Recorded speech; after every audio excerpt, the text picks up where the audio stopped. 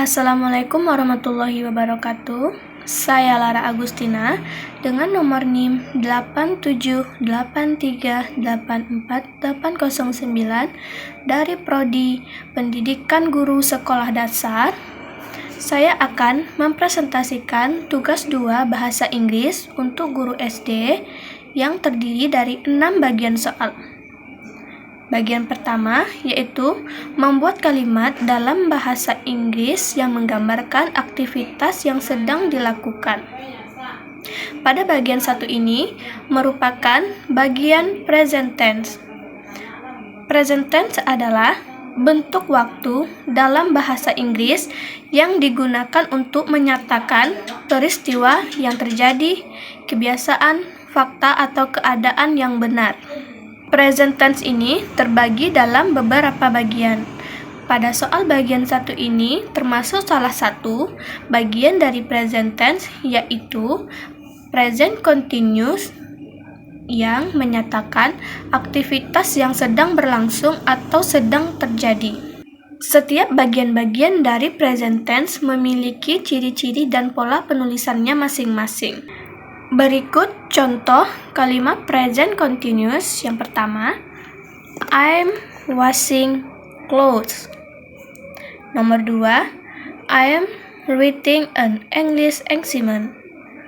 Nomor 3, I'm cooking for lunch. Pada contoh tersebut dapat dilihat pola penulisan present continuous yaitu subject ditambah am, is atau are sesuai subjek ditambah verb Inggris. Terlihat pada contoh kalimat tadi. Contoh pertama, I'm washing clothes. I sebagai subjek ditambah I'm sebagai I'm atau are atau is ditambah washing sebagai verb bahasa Inggris. Pada kalimat kedua, I am reading an English assignment. I sebagai subjek dan I am sebagai am, are, is ditambah writing sebagai verb bahasa Inggris. Contoh yang ketiga, I am cooking for lunch.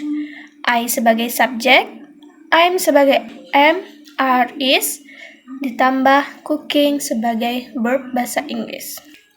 Bila ditemukan kalimat berpola seperti itu, yaitu subject plus am, are, is ditambah verb bahasa Inggris, termasuk itu dengan kalimat present continuous tanpa harus melabelkan waktu, kejadian, atau tanggal. Selanjutnya, soal bagian 2, menulis kalimat yang menggambarkan kegiatan yang sudah dilaksanakan atau sudah terjadi. Ini juga termasuk pada bagian present tense yang selanjutnya yang disebut dengan present perfect tense yang berfungsi menggambarkan kegiatan yang sudah dilaksanakan atau disebut juga dengan pengalaman. Pola dari present perfect tense ini adalah subjek ditambah have atau has ditambah past participle atau verb 3. Contoh kalimat dari present perfect tense. Yang pertama, I have washed the clothes. Terlihat dari kata I sebagai subjek dan berimbuh atau ditambahi dengan kata have, lalu diiringi dengan tambahan washed yaitu verb 3 dari kata washing. Contoh kedua, I have written the English assignment. I sebagai subjek ditambah dengan kata have, lalu ditambah dengan written verb 3 dari kata write. Contoh yang ketiga, I have cooked fried fish for lunch. I sebagai subjek have ditambah have ditambah dengan cook it yaitu verb 3 dari kata cook. Selanjutnya, bagian 3 menulis kalimat yang menjelaskan tentang aktivitas yang sudah dilakukan tapi masih dilakukan. Bentuk bagian dari present tense ini bernama present perfect continuous tense, yang berfungsi menyatakan aktivitas yang dimulai pada masa lalu tapi masih berlangsung hingga saat ini. Pola dari present perfect continuous tense ini adalah subjek ditambah have atau has ditambah been tambah verb Inggris atau verb one. Perhatikan contoh kalimat dari present perfect continuous tense berikut. Contoh yang pertama, I have been washing the clothes. I sebagai subjek ditambah imbuhan have dan been, lalu ditambah kata kerja washing. Contoh yang kedua, I have been reading the English assignment. I sebagai subjek ditambah imbuhan kata have been, lalu kata kerja reading. Contoh kalimat yang ketiga, I have been cooking fried fish for lunch. Kata I sebagai subjek ditambah imbuhan have been dan cooking sebagai verb bahasa Inggris.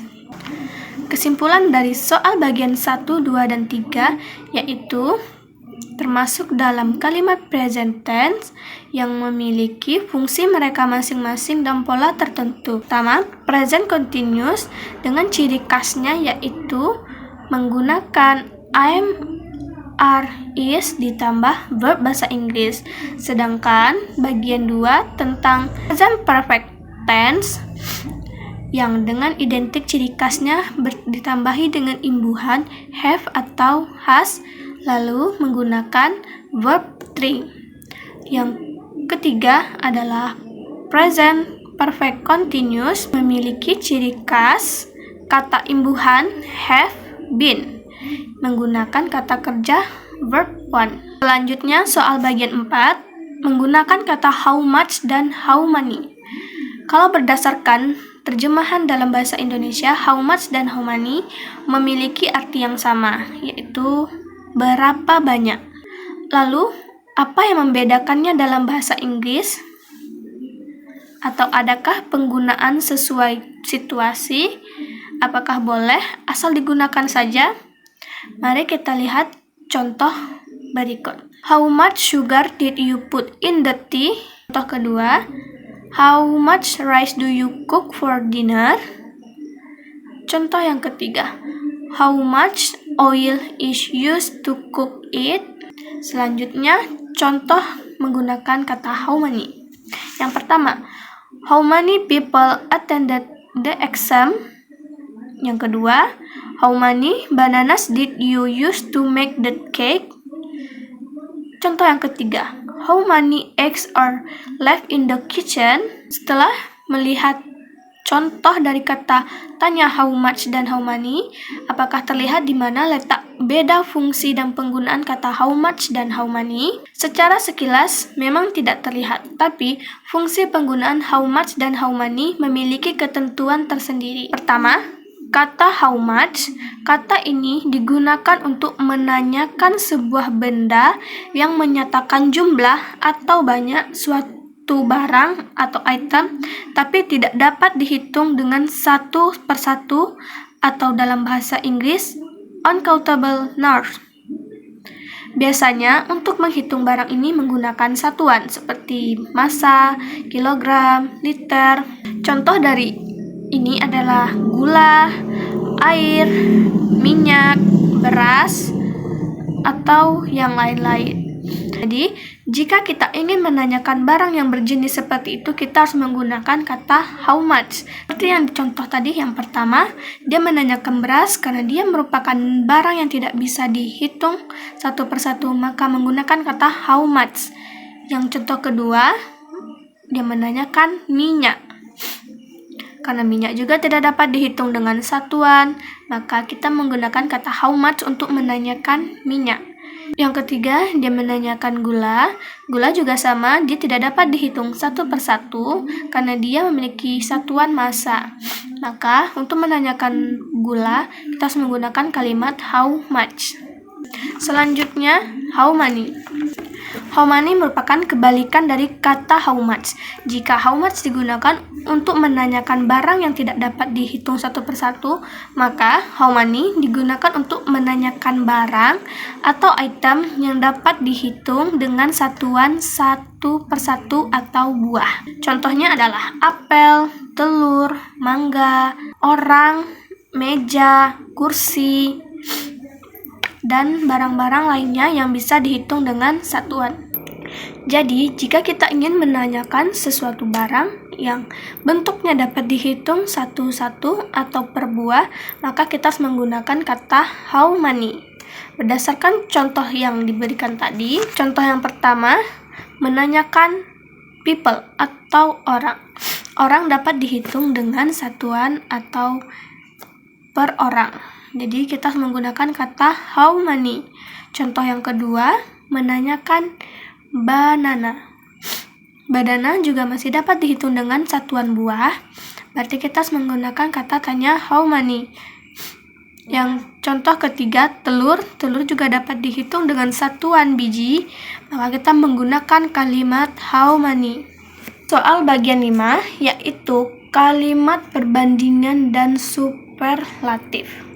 Yang pertama, kalimat perbandingan atau komparatif, yaitu kalimat yang digunakan untuk membandingkan dua hal atau dua orang. Berikutnya adalah kalimat superlatif, adalah kalimat untuk menyatakan suatu perbandingan antara 2 orang, 3 orang, 5 orang, atau lebih.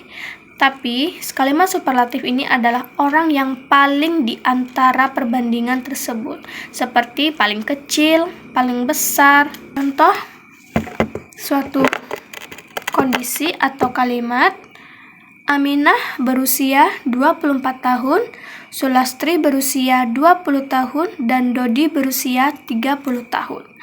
Dari kondisi di atas dapat diambil kalimat komparatif dan kalimat superlatif. Untuk contoh kalimat komparatifnya atau kalimat perbandingan dari keadaan di atas adalah Sulastri is younger than Aminah. Untuk kalimat superlatifnya, Sulastri is the youngest of the three. Selanjutnya, soal bagian 6 yaitu dialog di pasar tradisional. Biasanya, dialog di pasar tradisional ini mencakup dengan harga, menanyakan harga, tawar-menawar, dan membahas pembicaraan barang yang tidak dapat dihitung satuannya.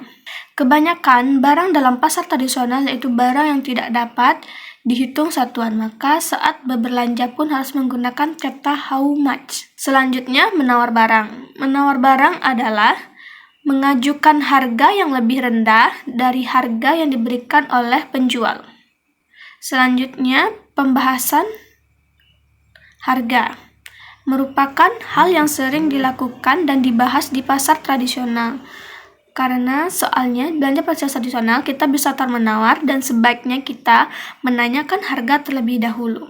Kemudian menyatakan total belanja atau harga sesuai jumlah yang diinginkan. Baiklah, itulah presentasi dari saya. Mohon maaf bila ada kesalahan dalam penyampaian. Saya akhiri. Wassalamualaikum warahmatullahi wabarakatuh.